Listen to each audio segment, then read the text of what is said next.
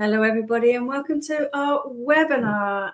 We're thrilled that you could join us and give up your valuable time to be part of our community discussing all about accessible learning and designing with dignity.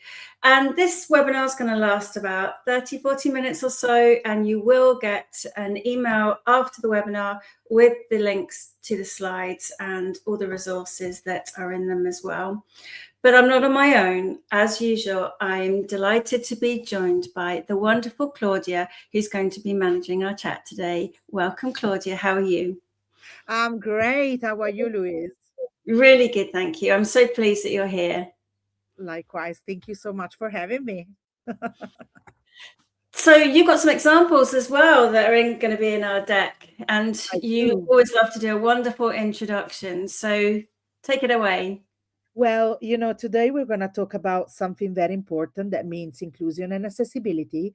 And, one size does not fit all. So we need to help our teachers, our students, and people around us to have better instruction, understand better, feel at ease, and achieve their potential. So today we're doing just that. What do you think? Suddenly you disappeared, but there you are. Well, I think you agreed, but you just kicked me away. I think there's a shortcut key on my keyboard. No, thank you, Claudia.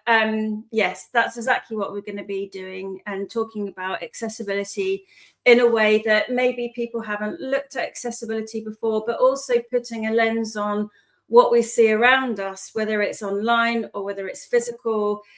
Resources, posters, all of these things can be made accessible with ThingLink. So we're going to show you how over the course of the next 30 to 40 minutes. And I want to give a special shout out to Mark, who's joining us from Homestead, Florida.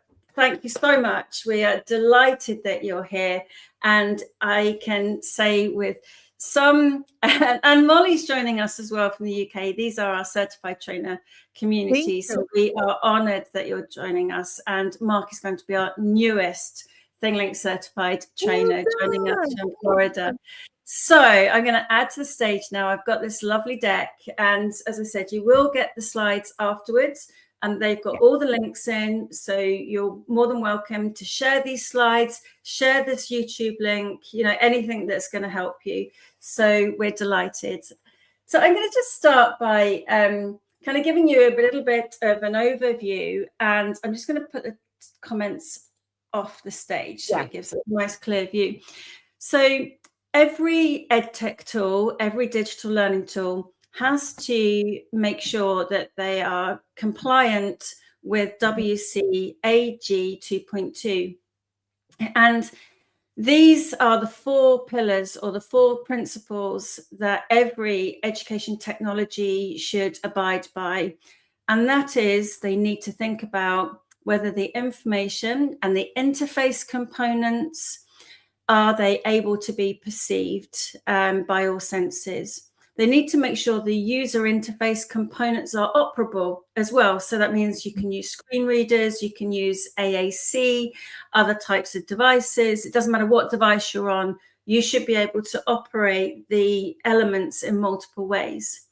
And that the information and the operation of the user interface is understandable. And lastly, it's robust. So I just want to say to you that ThingLink meets WCAG 2.2. And it's going further. It's going so much further than just these 4 principles. And I think that's what we're trying to do, is to make sure that we're showing you how you can go much further than just being compliant.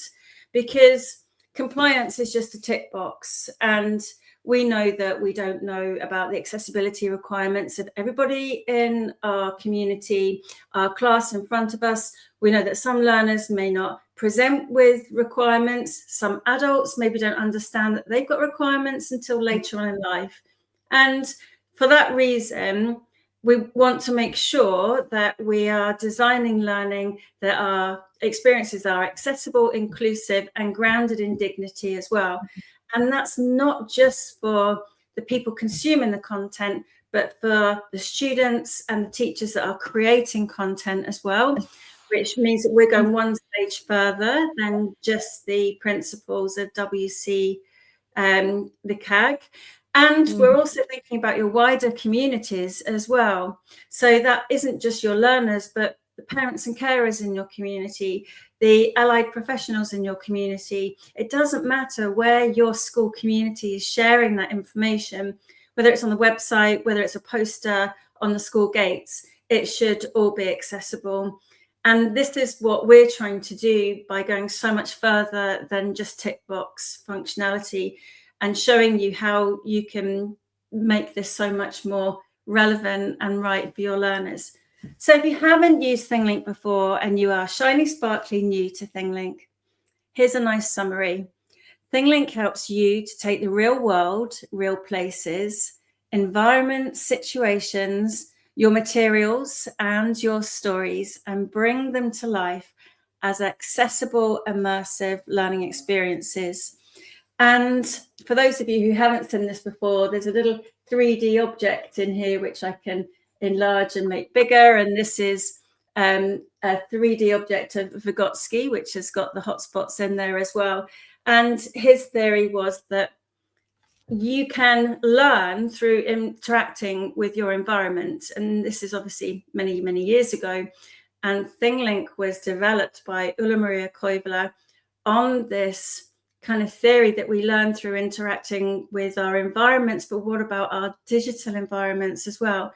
And how can you interact with environments, you know, if they're somewhere else or you can't get there? And how do we make sure that you can interact with that environment in a way that's right for you?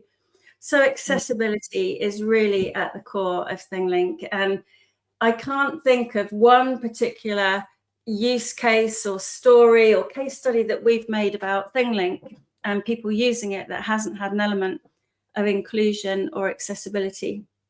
So I've got two sides of the coin here, if you like, and there's the accessibility by default features, and we're going to have a look at those. Yeah. And they are things like translation and immersive reader and web reader that help all learners engage with that content, and it works across all devices.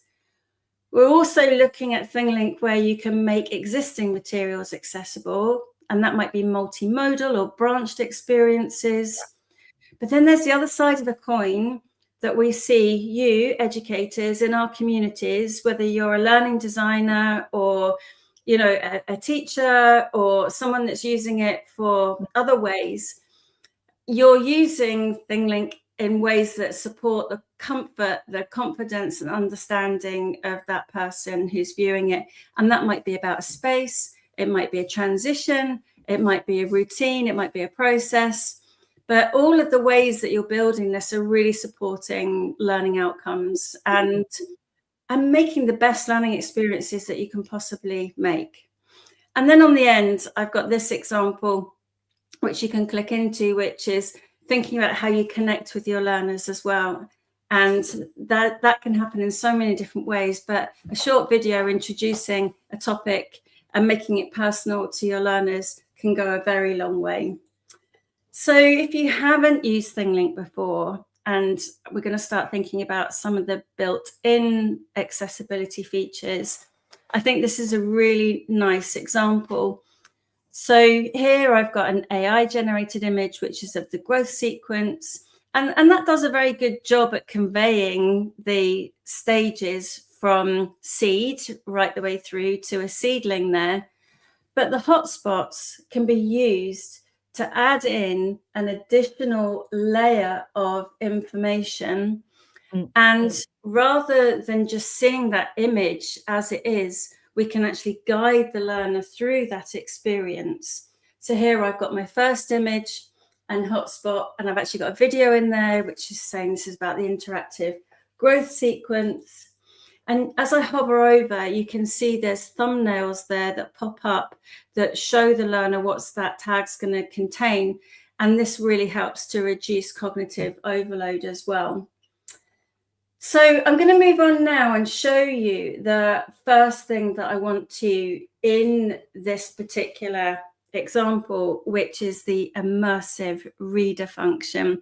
And if you're a Microsoft user, you will already have seen Immersive Reader, I'm sure. But this is something that's baked into each of these tags. So this is the text and media tag. And when I click on it, you can see that there's a book and speaker icon. And when I click on that, it opens up the text in that tag into Immersive Reader. We've got text to speech. Stage 1, germination. But incredibly, we can add on different legibility options and saturation. We've also got different syllables that can be added to different colors. We've even got picture dictionaries so that you can see the pictures as well. But also there's a translation option, and I've got that set to Portuguese. And here that's also giving us the option for text to speech in Portuguese as well. So even just having the text in that tag with Immersive Reader is giving us a really, really nice baked in tool. But then if you think about another aspect there that we've got to look at as well, so I'm just going to go forward to this one.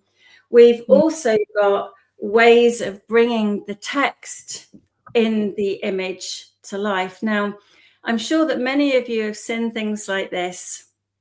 This is a resource that's been created with Canva. Actually, it's an off-the-shelf exemplar. It's something that everybody teaches at some point or learns about, which is the journey of a water droplet and the water cycle. But the problem is, and please do put your thoughts in the chat, because you'll see these everywhere. People can just go on and pull these graphics off. You can generate with them with AI. But the problem is that the text is locked within the image. Yeah. So you cannot use screen readers with this unless you've got all the text somewhere else. But also the text is quite small. It can't be translated. So how can you then take something like that, make it interactive, guide the learner, as you just seen with that other example? And I'm going to show you how. So I just literally downloaded that Canva image, uploaded it into ThingLink, and then I added my little hotspots. And I thought, well, wouldn't it be nice if this little cartoon character, and I have you to thank for this, Claudia, because you did help me with this. Wouldn't it be nice if the cartoon character actually welcomed my learners to this story? And that's exactly what we've done. Let's follow the journey of a water droplet. And already that's made that whole image a lot more engaging. And there's other controls here. We've even got closed captions in that particular video as well. You've got picture in picture. You can stop, play, pause it. So if you have instructions, that learner can then listen to those instructions. Maybe they're broken down. Maybe you're saying welcome. They can replay that as well. And the text, of course, is in there as well with the Immersive Reader. And now number 1 opens. So they're opening up in the right sequence. And the learner has to click on them and view them before the next one opens. So we call this locked mode. And I've added in alt text to the images that are here as well, which is really easy to do. So now we've gone from a static image, which is inaccessible. And of course, this can also be shared in multiple ways, because if I click on the little button at the bottom here, which is the accessibility web player, that whole graphic is now played as a web player. You've got other accessibility options that can be used. All the alt text will show. It will work with screen readers. There's things like changing the fonts to legibility fonts and dyslexic fonts, tooltips, line height, saturation, and another screen reader in there as well.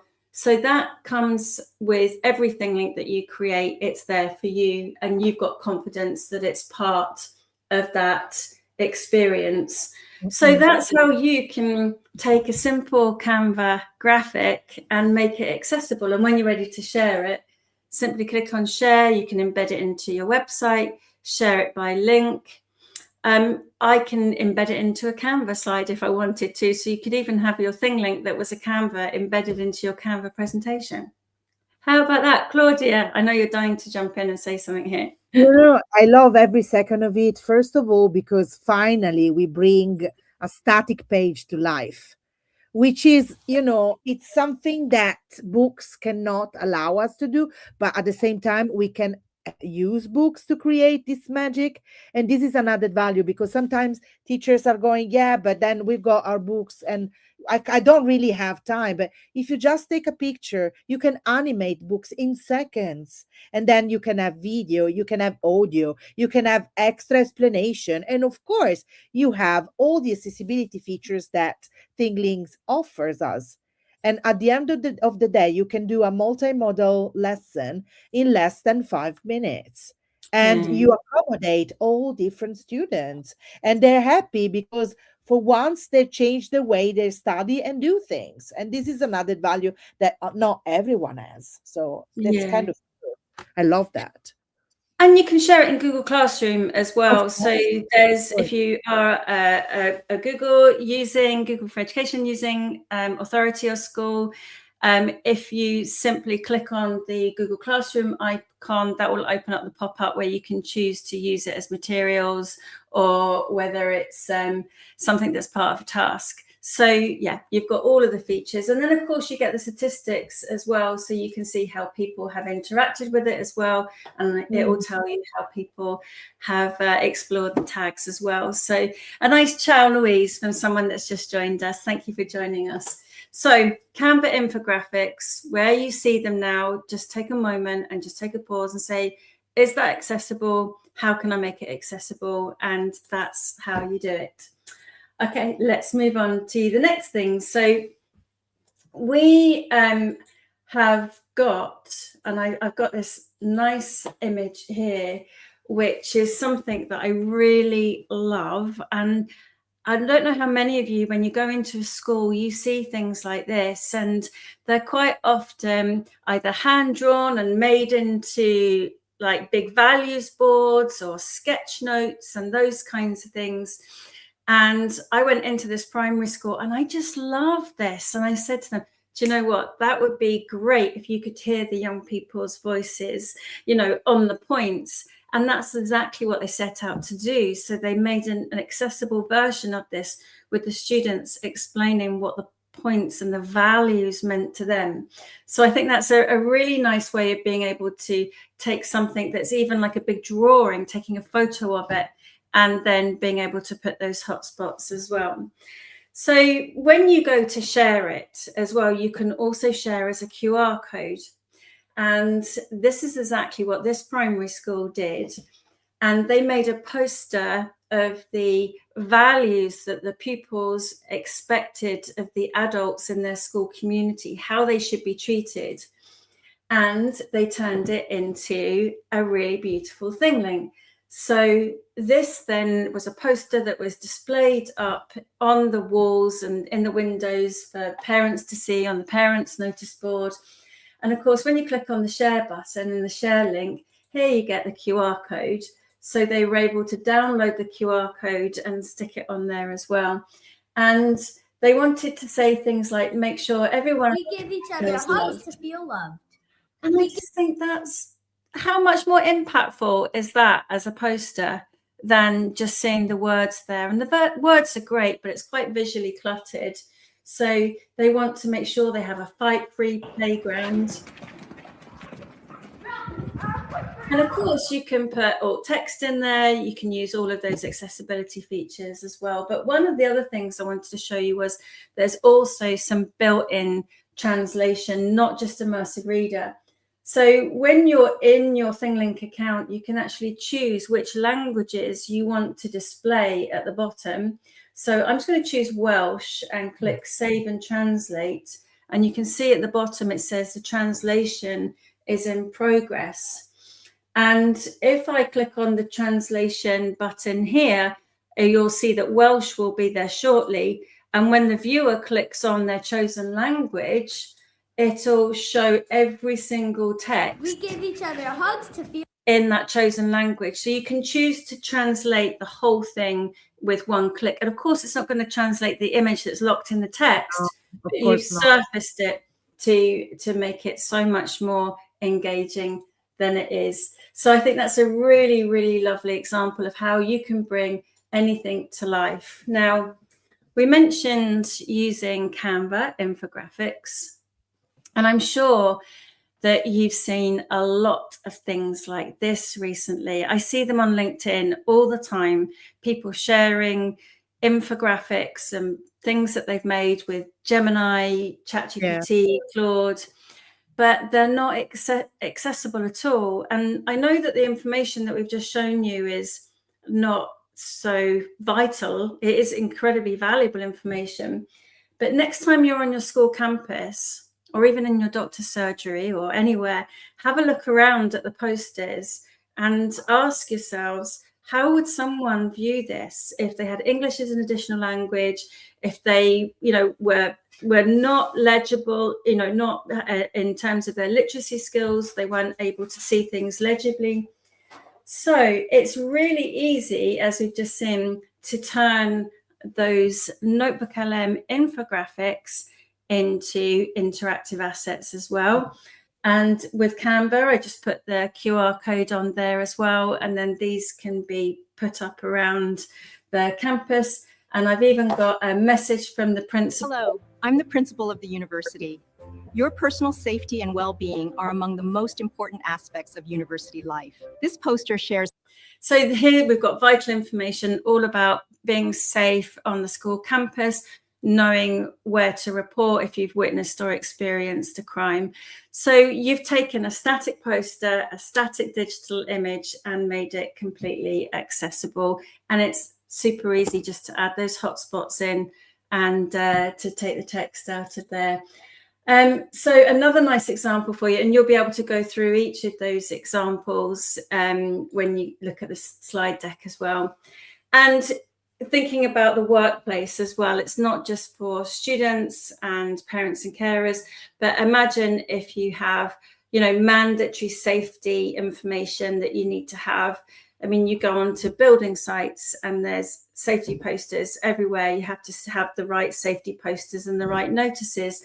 But imagine just taking that safety poster and again, making sure that it's accessible and much easier to understand. And all I've done is taken a poster there and used the JPEG image to turn it into a ThingLink. And of course, you've got all of those options there at the bottom. If you want it to be page width, you can do that as well. And you can make it full screen as well.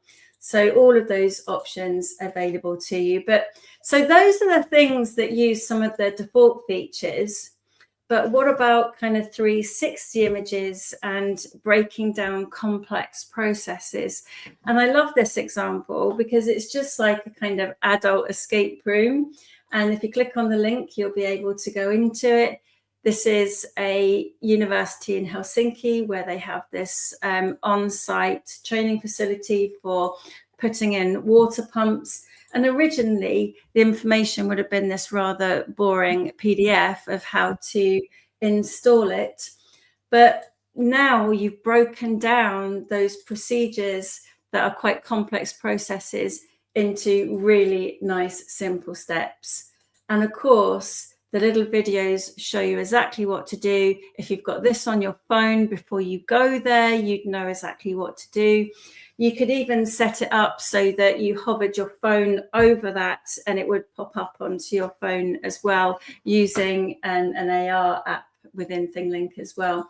And here we can go through to the cabinet itself and see it in all its glory. And the steps here show the installation process. And we've even got a 3D model in there, which has got those hotspots again. So let me ask you, for those of you who are watching, and Claudia, what would you find easier, a PDF or something like this? Well, I definitely go for something like this. First of all, because a PDF is long, boring, and overwhelming. Whereas if you've got information that are divided into chunks, You basically step by step learn at your own pace and rhythm, and you don't feel overwhelmed by all the loads of information that are coming towards you. You see what I mean? I mean, Yeah, when I exactly. see like a PDF, I need my time to decipher it. I have to take my pen and pencil, of course, my favorite ones, and I have to highlight. And then, of course, I have a ruler. And then, and then I get distracted. Whereas like this, you can't, because it's just, well, this is a, maybe because I'm a visual learner, so to me this is the best way for me to learn. So of course, if you bite size information and you give me 3D models and you give me extra information and you give me audio and you give me video, you win me, because of course I love that. And even Mark, I think he says what you just Yeah. showed is better for students. It is correct. It's true. It's true. It's just better for students. It's just Isn't it? they're not used like us to read books and stay Yeah. put for 5, 6 hours. They need interaction, they need movement, and they need to use their brain in a different way as we were used to use it. You see what I mean? Yeah, Um, and I also think that it's not either or. You might have no, a no, PDF as well, and you might, of want course. to use that. But when I was at a webinar on Saturday morning with Portugal, one of the questions was sometimes parents are, quite don't want to see a lot of digital learning in the classroom. And I often think that once you work with parents and carers and show them how this is used for accessibility and inclusion, it really shows the appropriateness of using digital tools that benefit everybody and how it will benefit them as well, and their learners. So I think this is a really nice way of being able to get the best use out of the tools that you've got in the classroom, the best use out of your devices that you've already purchased, but also it's a really nice way of engaging with parents and carers as well. And Mark's just mentioned as well about universal design Yeah. of learning. And I was just about to Yeah. come on to that, because I've got some really nice examples here. And this is an example from Laurie. Again, some of these examples are actually quite old, but sometimes they just land well. And this is an interactive choice board where you've got different colored icons for the tasks. There's a range of different tasks. Absolutely universal design of learning in action. And it's that kind of buffet. But it means that all of these things, sorry, my dog's just decided to shake. All of the resources are on the same page, because you can embed things in tags as well. So you can embed Google Forms, you can embed slides if you want to, you could embed YouTube clips or Google Maps, as well as those text and media tags, but you can also add in questions and other things as well. So that's a really nice way of being able to create interactive choice boards, and then just share the link with the parents and carers as well if it's a homework choice board, And then, and I think this is kind of like a really nice therapeutic use of AI, and very thoughtful, where Dan Fitzpatrick here, again, this is an oldie but a goodie, it's had 7,333 views, is that this is for self-expression. So if students want to have a literature passage and have a wonderful storytelling kind of task, then you can enable students to use AI appropriately to come up with an imaginative, artistic impression of what that might have looked like. And this is To Kill a Mockingbird that Dan's put together. And here you've got the tags to explain the characters as well.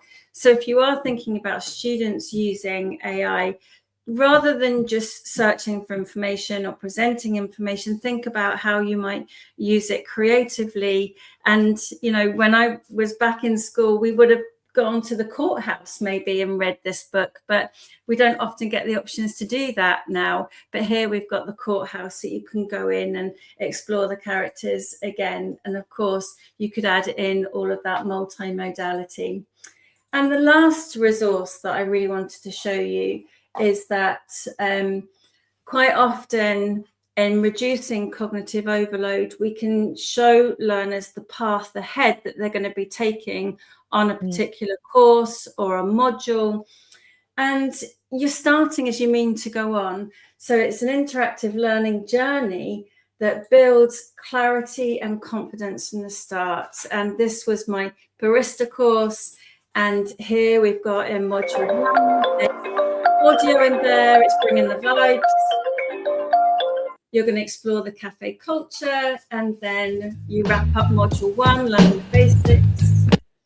And there's also a bit about being contemplative and developing critical skills, managing grumpy customers. And then you kind of finish strong and move on.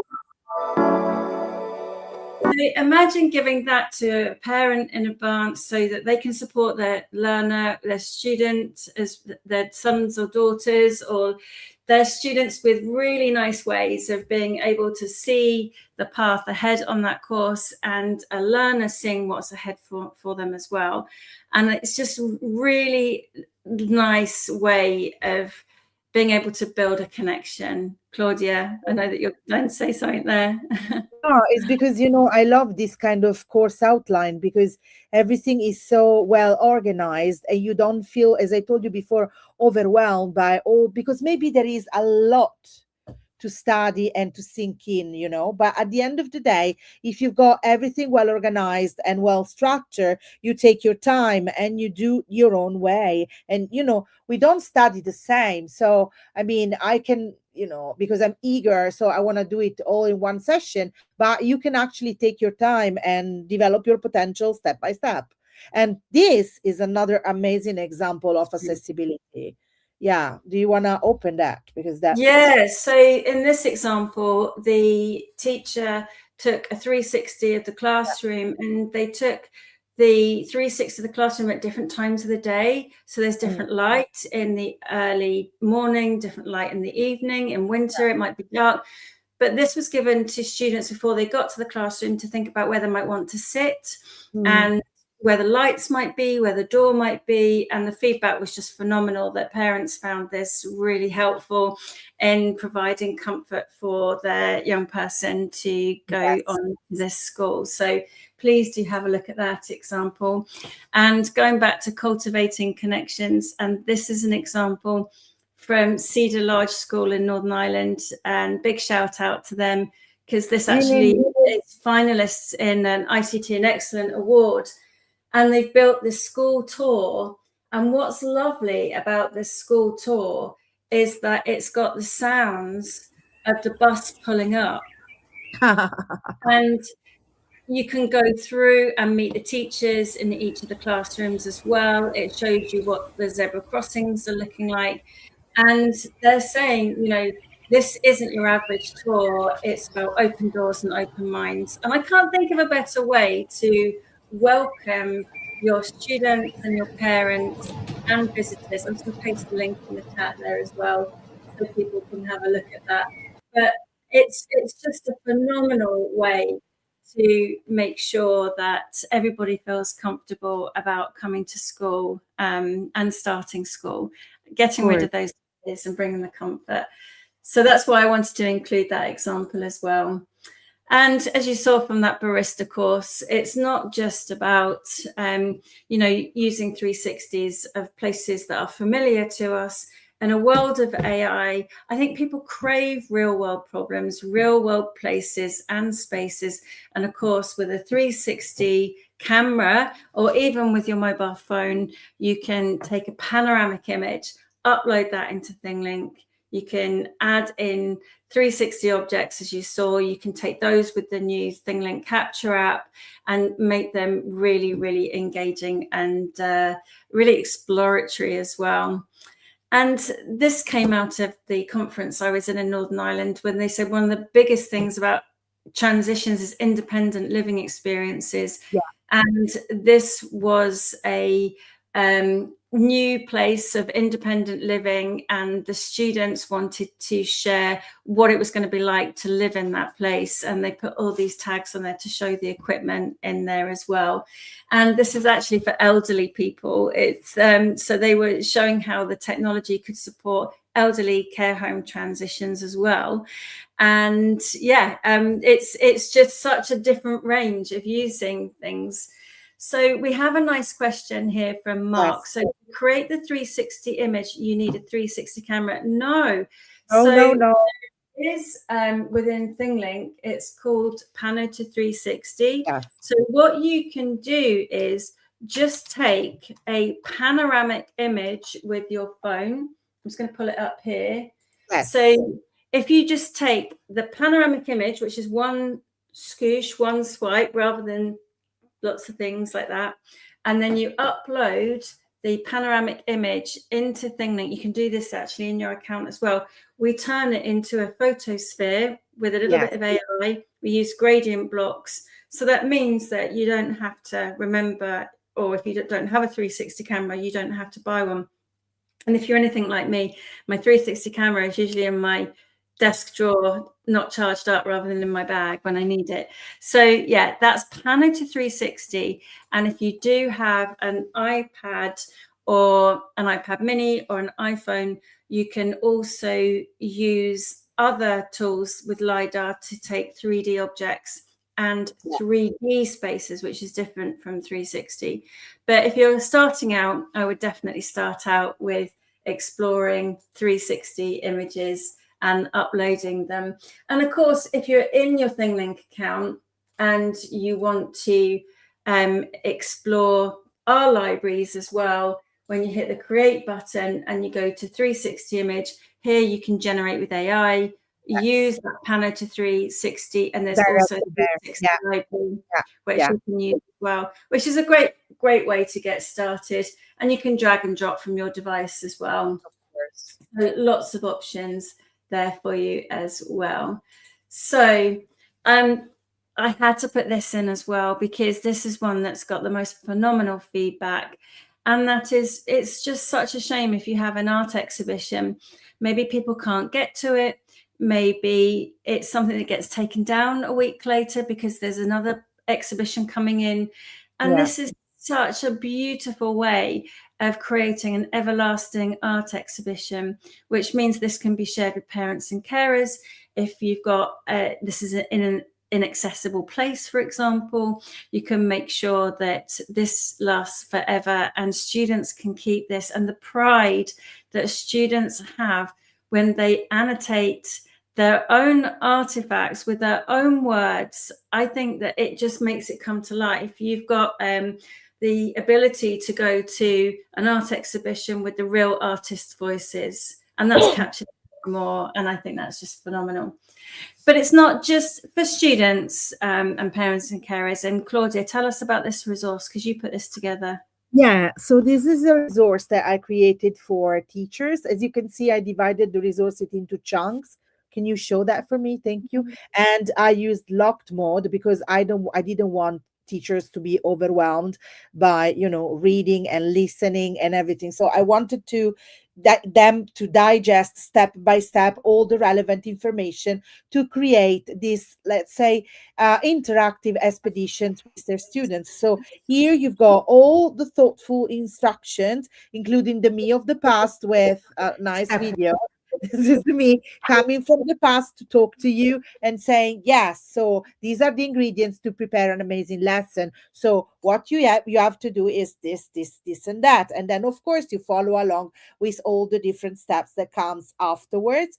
And then you also have, you got different phases, of course. And because there is locked mode, they're going to be unlocked once you read and go through everything.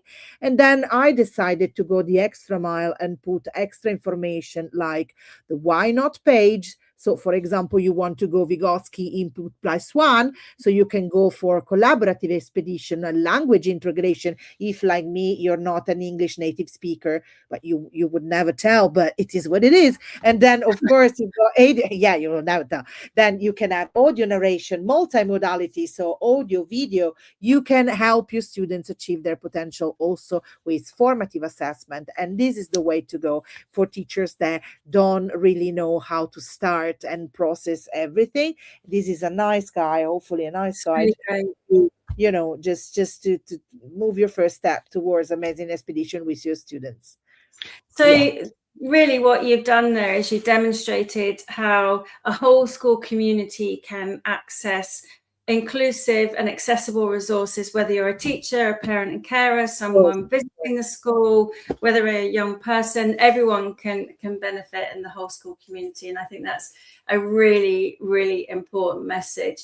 So there's one last thing in terms of creating learning experiences, and that is where real skills and real outcomes can be a whole experience, and that is with the scenario builder. Yes. So you can build branching scenarios, and every step of that branching scenario where you can take different choices and see the consequences of those choices.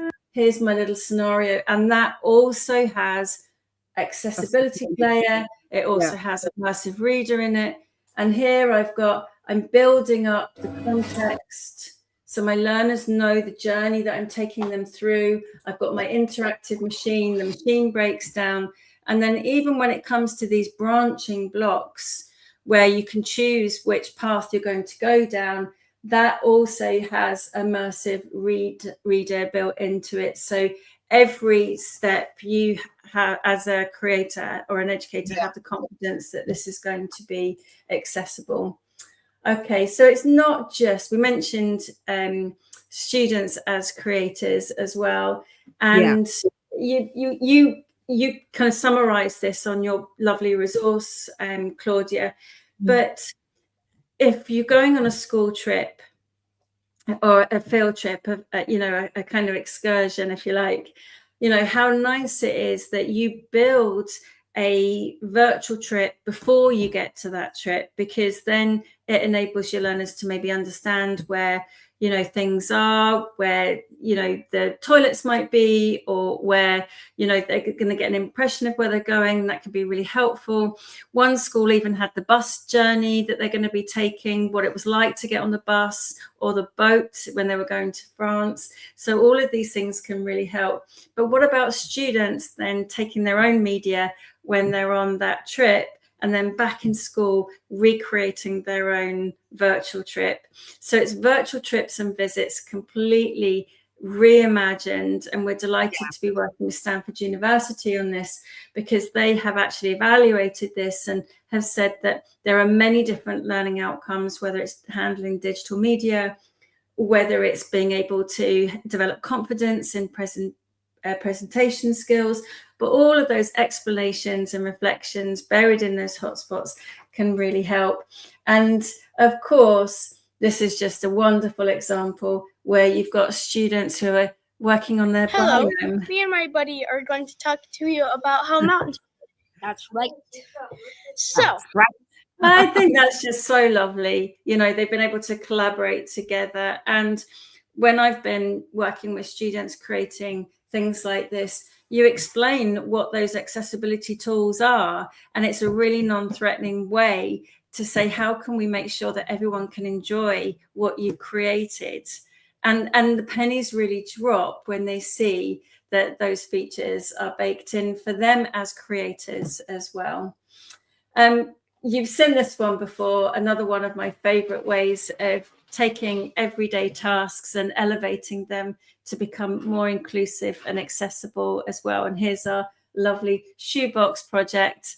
And then, of course, there's this one that's an immersive diorama. They've just placed a 360 camera into their experience here and then annotated it to say what their favorite artist is all about. And again, this is immersive, it's inclusive, it can be shared, and it's going to be something that's going to be kept forever as well.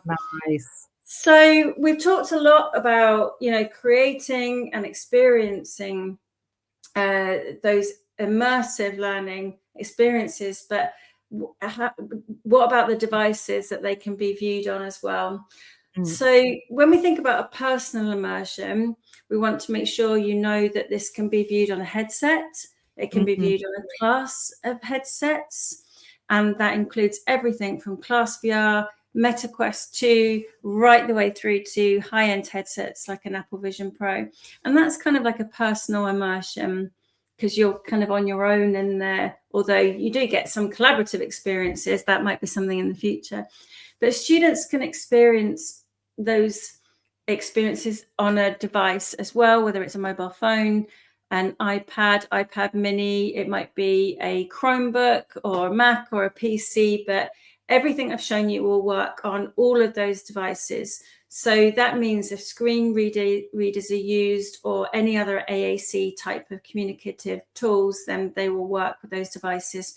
But it also work on your whiteboards or your interactive projectors, and that becomes more tactile. Maybe you want to interact with it that way.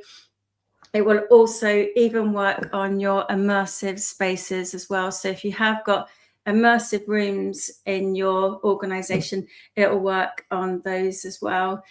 So you've got confidence from creation to the way it's shared to the way that it's viewed, and that can happen in a way that that's right for your learners. So all that's left for me to say now really is, and I'd love to hear if there's any more questions, then please do ask away, is that, a lot of this information is on our website. We've got lots and lots of support materials.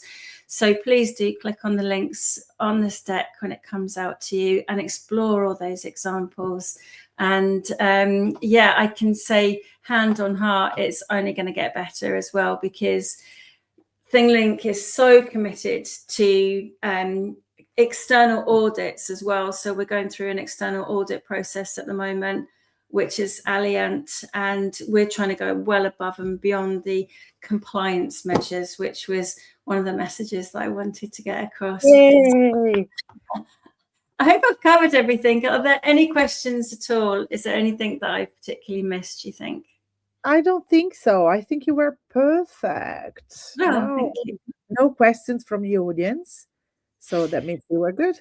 I think what I'd like to do is just to, kind of try and think of other examples. And I met this really amazing person who has a company called Maths for Life. And she was saying how great it would be to create contextual math skills examples, because rather than doing maths equations, make it relevant for young people. So imagine what it's like to go into a cinema and you have to choose which is the best combination to buy of snacks. But actually going into the cinema is quite difficult to organize. But, everyday situations, what do you do when this happens, and how you can make it accessible and make it real and contextual for your learners as well.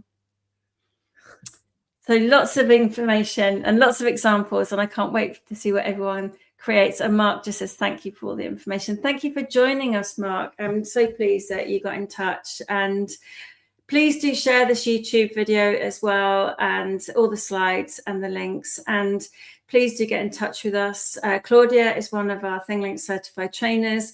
Mark, our newest ThingLink certified trainer. Molly joining us as well. You're welcome to be part of our community as well. We welcome you with open arms.